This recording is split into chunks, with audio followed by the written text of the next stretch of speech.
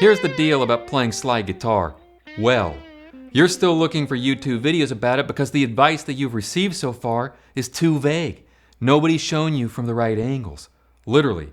So in this video, it's going to be quite quick, and I'm going to give you 3 things that you can begin doing immediately in order to begin making actual progress with it, improving your intonation, and beginning to feel free with it. Number 1, you're going to go to the link in the description, and there are free drone tracks that you can practice along with. They're just static, single notes, cello drones. You want to practice with those, or some kind of a drone on a single note, instead of a backing track. If you're off, it's going to begin to kick your ears. You want the pitch centered.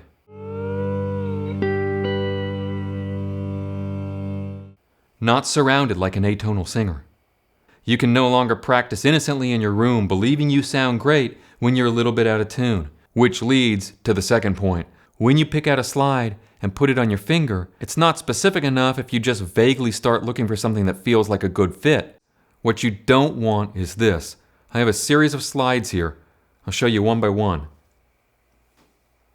I've had this one since I was a kid. I've retired it fully. It's purely sentimental at this point.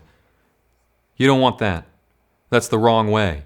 It looks like it fits my finger just fine, but it extends down past the knuckle. Don't do that.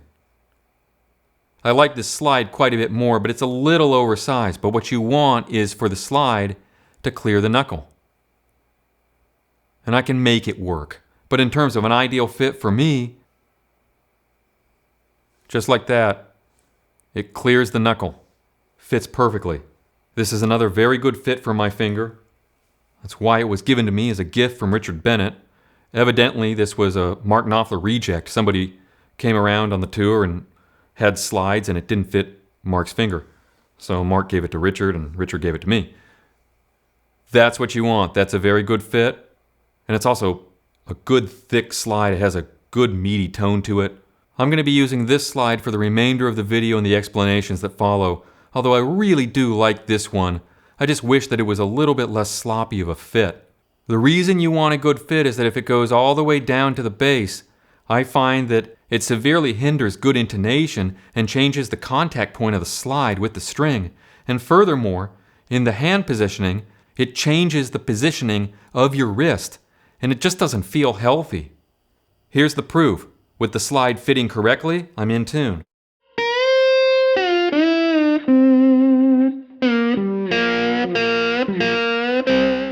But with a sloppy fit, the contact points will change, and I'll totally suck. Not good. So once you have a good fitting slide, then we move on to the pivotal point 3. So this third part is pivotal. People tell you that you need to be right above the fret to get in perfect tune, and that's true. But what you don't hear enough is there's more going on than you would see from a front view of the guitar. I would see great players over and over again, and their slides weren't perfectly straight with the fret. Although that seems quite logical because your frets are vertical, so why wouldn't you keep the slide perfectly vertical and move the back of the hand with it? It's counterproductive. What you want to be doing is using this as an anchor point. If you didn't have a slide on and you were playing in a certain position of the fingerboard, would the back of your hand and your forearm be moving all around the back of the neck? So why would you wildly move things around with the slide? It's counterintuitive, but think of the center point here more than here. So you use this as a bit of an anchor and as a guide, and then you move the slide into the pitch you want. What that looks like visually in the front is that it's going to look like it's at an angle, but you're centered because of this.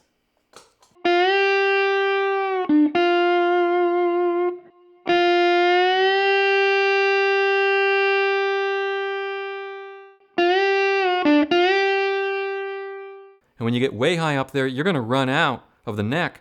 So you bring your thumb under and put it right there on the underside and use that as your point. And with that approach, notice that the wrist is providing a certain amount of the motion as the thumb remains stationary. So I hope that helps out and sets you on the right track. Thank you for watching, and I'll see you again really soon.